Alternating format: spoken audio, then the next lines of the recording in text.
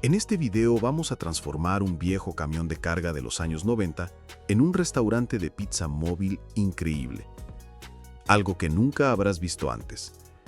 Lo primero que debemos hacer es quitar esta caja. Y como es bastante grande, de unas 26 pies, utilicé aquí la máquina de plasma y empecé a cortar la parte trasera del camión. No es la primera vez que trabajo en la modificación de un camión de este tamaño, así que comenzó retirando la caja con una carretilla elevadora. El proceso de desmontaje fue muy sencillo. Colocó unas guías en la parte delantera para asegurarse de que la caja no se cayera del chasis y después utilizó la cadena junto con la horquilla para tirar de ella hacia atrás. Estas cajas son muy conocidas por su uso como almacenes y por eso, después de retirarla del camión, decidió ponerla en venta en Facebook. La caja se vendió en 2 días por $1,300. Antes de montar el contenedor de carga, tuvo que trabajar en el chasis y la cabina. Empezó limpiando el camión con un tipo especial de disolvente o desengrasante para eliminar polvo y grasa. De nuevo, utilizó la máquina de plasma para cortar en la parte trasera del camión y luego empleó una lijadora circular con papel de lija de grano 220 para sacar a la luz los defectos de la superficie. En el lado derecho del camión, era evidente que había tenido un accidente anteriormente, lo que dejó algunas imperfecciones en la carrocería y en el propio chasis. Tras soldar esa parte, empezó a detectar todos los defectos que había ahí, marcándolos con colores diferentes para identificar las zonas que necesitaban imprimación y otras que requerían masilla de acabado. Para la imprimación utilizó este tipo de producto, que resultó de muy buena calidad y además bastante económico. Después comenzó a aplicar la masilla de acabado, concretamente la marca Dolphin Glaze, que fue excelente para tapar pequeños agujeros, se secaba rápido y era muy fácil de lijar. Antes de aplicar la capa final de pintura, fue necesario lijar toda la superficie del camión una vez más.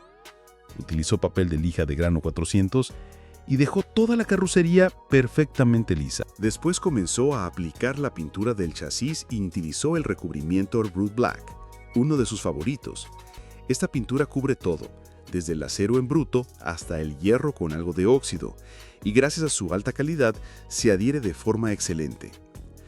Tras pintar todo el chasis en negro satinado, aplicó una capa del mismo color sobre la imprimación de las puertas. Luego pintó también las manillas con ese mismo tono. La capa final que iba a aplicar aquí sería en negro brillante. Usó esta pistola de pintura con una boquilla de 1.25 milímetros para pulverizarla. En esta fase enfrentó un gran desafío.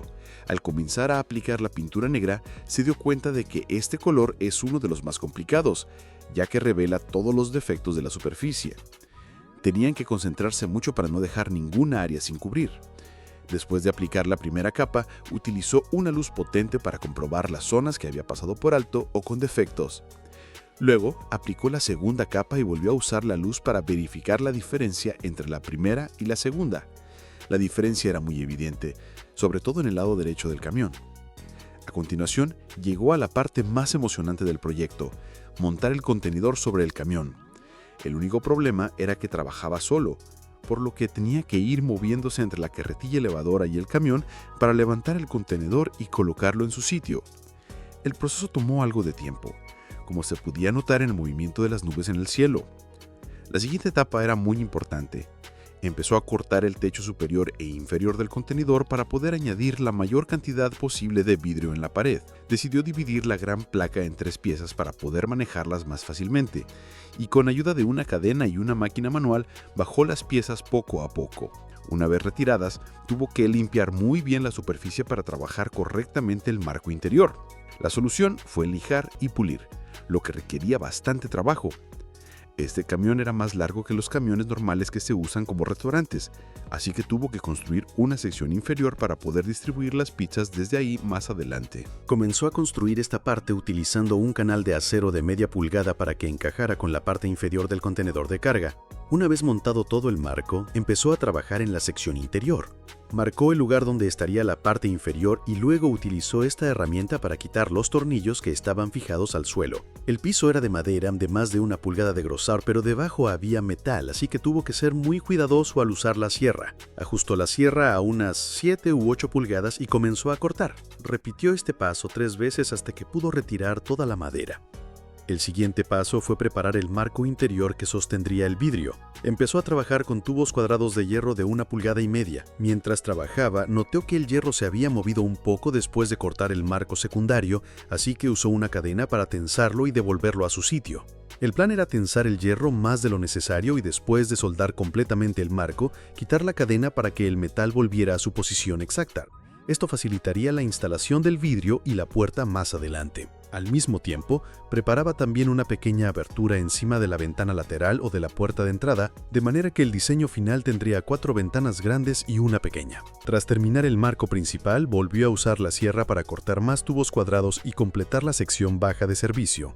El último paso aquí fue instalar estas planchas de acero. Empezó a colocarlas una por una para cerrar el contenedor y dejarlo listo al mejor nivel posible. Después de acabar con el marco, llegó el turno de la escalera. En lugar de cortar piezas pequeñas y soldarlas entre sí, decidió usar una sola plancha de acero y trabajarla con la amoladora, marcando cortes sin llegar a partirla del todo. Así pudo llevarla a la mesa de soldadura, doblarla en un ángulo de 90 grados, colocarle los soportes y volver a instalarla en el camión como una sola pieza. Tras soldar la escalera en su lugar, retiró la cadena del hierro y comprobó que todo estaba perfectamente ajustado. El camión ahora estaba completamente nivelado, pero el trabajo aún no había terminado. Esta caja necesitaba soldadura en todas partes, y lamentablemente se le acabaron los electrodos, así que tuvo que pedir ayuda y hacer que alguien más trabajara con él en la soldadura. Empezaron a soldar paso a paso hasta que terminaron por completo esta parte. El siguiente paso era la puerta, que resultó ser una de las partes más difíciles de todo el proyecto.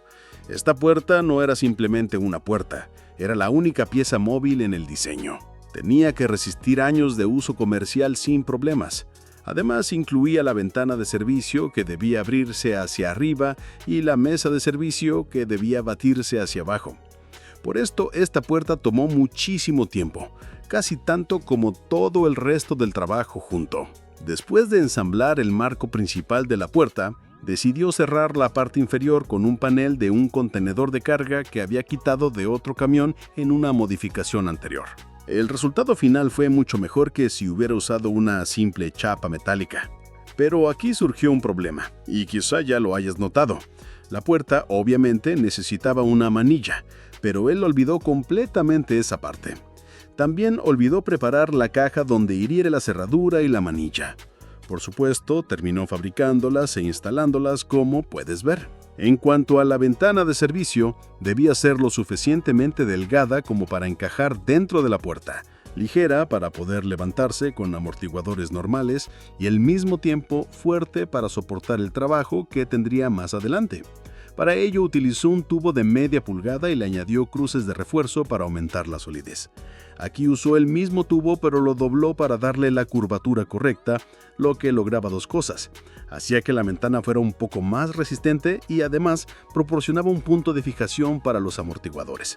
Para el frente utilizó esta barra, marcó cuidadosamente las posiciones del marco y luego volvió a la máquina para añadir una ligera curvatura en los lados y en la parte inferior. Esto permitía que la ventana cerrara perfectamente contra la puerta. Después pasó a cubrir las soldaduras, pero esta vez probó algo nuevo. En lugar de soldar, utilizó este adhesivo para fijar el marco a la chapa. Uno de sus seguidores se lo había recomendado antes, ya que la soldadura deforma la chapa. Mientras el adhesivo se secaba, se movió hacia el camión para diseñar unos guardabarros personalizados para el contenedor. Cortó una ligera curva en la chapa y luego le añadió una tira de hierro plano, lo que le dio un aspecto muy especial. Con eso esta parte quedó terminada. Luego pasó a la parte trasera, donde aún quedaban unos 3 pies de hierro del chasis. Con la moladora lo cortó limpiamente a unas 2 pulgadas del contenedor. Después soldó una placa plana al final y añadió esta pieza o soporte debajo para rematar el trabajo de manera definitiva. En teoría, el siguiente paso sería la pintura, ya que todo el trabajo exterior estaba acabado. Pero antes decidió montar la estructura del techo. Utilizó madera MDF para construir el armazón, ya que más adelante tendría que instalar paneles de techo y no era posible colocarlos directamente sobre la chapa, especialmente porque aún iba a añadir iluminación. Para resolver este detalle, aplicó un adhesivo estructural en la parte interior. Luego subió al contenedor, perforó agujeros en la chapa, colocó una capa protectora contra el agua y finalmente fijó la madera con tornillos desde arriba. De este modo toda la estructura quedó asegurada tanto con adhesivo como con tornillos, lista para recibir los paneles del techo. Después llegó a la fase que más ilusión le hacía, la pintura. En ese momento dio gracias por haber construido su propia cabina de pintura. El espacio era amplio y la verdad es que no lo había planeado, pero tuvo suerte porque justo estaba lloviendo afuera y sin esa cabina habría sido imposible pintar al aire libre. La pistola de pintura que utilizó tenía una boquilla de 6 pulgadas, lo que permitía distribuir la pintura de manera uniforme. El resultado fue espectacular, un acabado limpio y muy bien equilibrado. Más tarde comenzó a instalar los paneles de techo, de 24 por 24 pulgadas con un armazón de unos 26, lo que facilitó mucho la instalación usando una grapadora de clavos. En ese momento recordó que la iluminación debía estar en la primera y tercera fila, pero él la había colocado en la segunda y cuarta. Lo solucionó recortando los huecos para los focos y pasando las conexiones necesarias. Después, continuó instalando el resto de los paneles. En cuanto a la parte baja de servicio, decidió darle un recubrimiento. Probó varios tipos, pero para él este es el mejor, ya que creaban una capa uniforme sin dejar marcas. Lo importante al aplicar esta pintura era mantener una distancia de unos 30 pulgadas para lograr un acabado uniforme y elegante. Ahora llegó el momento de instalar los cristales, y aquí necesito ayuda. Su esposa colaboró con él en esta parte. Empezaron con la ventana más pequeña, la que estaba encima de la puerta de servicio, para que fuera más sencillo al inicio. Aplicó un adhesivo especial para vidrio y luego instaló un marco interior que presionaba todo en su lugar, asegurando la impermeabilidad total. Cada panel pesaba unas 95 libras, así que utilizó estas pinzas para levantarlos hasta el andamio móvil. El vidrio era muy resistente y especial porque tenía una capa que impedía que se hiciera añicos y se cayera en caso de romperse. Por eso utilizaba este tipo en todos sus proyectos. Para pegarlo, usó una pistola eléctrica de silicona, ya que el adhesivo era muy espeso y no podía aplicarse con una pistola común. Incluso las pinzas que empleaba eran diferentes, adaptadas para este trabajo. Con esto, la parte del vidrio quedó completamente terminada con éxito. Después continuaron con la instalación de las baldosas, y en esta tarea lo ayudaron sus amigos. Estas baldosas eran resistentes al agua, y además se colocaban fácilmente como si fueran un rompecabezas. Luego construyó un marco entre los dos niveles y montó una mesa con un estante para almacenamiento, sobre la cual más adelante colocaría el menú de precios. Usó una herramienta de medición precisa que le ahorró muchísimo tiempo. Fue la primera prueba de instalación y todo salió perfecto, gracias a Dios. Decidió fabricar él mismo las tapas de los tubos de hierro en lugar de comprarlas, así que las cortó y las soldó con bastante precisión. El siguiente paso era completar las soldaduras y fabricar la superficie y el estante con hierro de 18 milímetros, aunque era demasiado pesado para la máquina de corte, por lo que tuvo que usar el engrane. Para los cortes utilizó esta herramienta y en la pintura empleó un tipo especial que se adhiere directamente al hierro limpio. También instaló un perfil de aluminio de 20 milímetros, que serviría como respaldo para el estante. El camión no estaba bien aislado, y con un horno que alcanzaba los 700 grados era fundamental tener ventilación en el interior. Por eso instaló este ventilador, capaz de extraer el aire en solo 20 segundos. Mientras tanto, trabajaba en una mesa plegable junto a la puerta, diseñada para bajar cuando se abriera la ventana y poder entregar las porciones de pizza desde allí. Como todavía estaba esperando los equipos traseros, decidió avanzar en la parte delantera. El camión funcionaba, pero tenía varios problemas. Había fugas de aceite, fugas en el escape, algunas grietas en los tornillos, además de una pérdida en el radiador y un inyector obstruido. Se ocupó de todas estas fallas y las reparó. Trabajó en el colector de escape que tenía 4 tornillos rotos, pero consiguió extraerlos sin romper nada más. También reemplazó el inyector dañado, cambió las juntas de la tapa de válvulas y del colector de admisión, sustituyéndolas por estas juntas de gran calidad. Además, reemplazó los tornillos del escape por tornillos de cobre con tuercas más grandes para que soportaran la expansión y contracción sin quebrarse.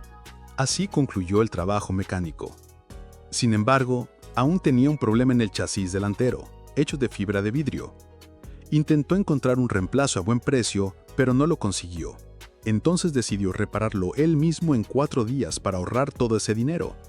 Aseguró el guardabarros lateral con una correa metálica y construyó una pequeña estructura de madera para sostener la parte inferior. Usó un adhesivo de poliuretano para reparar la zona del faro delantero y rellenar los huecos. En cuanto a las grietas de la parrilla, las arregló con este adhesivo de montaje para paneles. Al final del primer día, su objetivo era terminar la primera capa de fibra de vidrio para que se fijara y endureciera durante la noche. En el segundo día, la parte inferior ya estaba lista, así que comenzó a trabajar en la parte superior, aunque se retrasó un poco respecto al plan. Se vio obligado a trabajar de noche, ya que era necesario terminar por completo el trabajo con la fibra de vidrio. El proceso de curado llevó más tiempo del esperado, pero finalmente logró aplicar la primera capa de relleno en el chasis delantero. En el tercer día comenzó a lijar todo en preparación para la pintura. Su plan consistía en aplicar primero una capa de imprimación inicial para revelar las imperfecciones, después rellenarlas, aplicar una segunda capa de imprimación y al final del día pintar todo de negro. El reto era hacerlo todo en una sola jornada.